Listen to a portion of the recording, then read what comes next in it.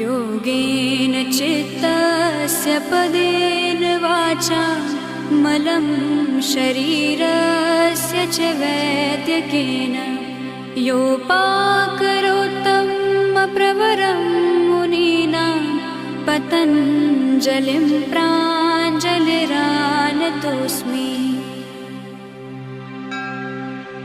योगेन चित्तस्य पदेन वाचा मलं शरीरस्य च वैद्यकेन योपाकरोत्तमप्रवरं मुनीनां पतञ्जलिं प्राञ्जलिरानतोऽस्मि।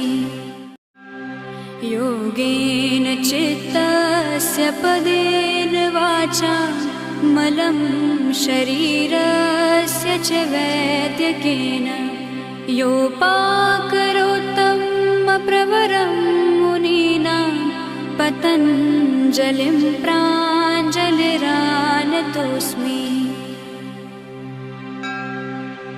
योगेन चित्त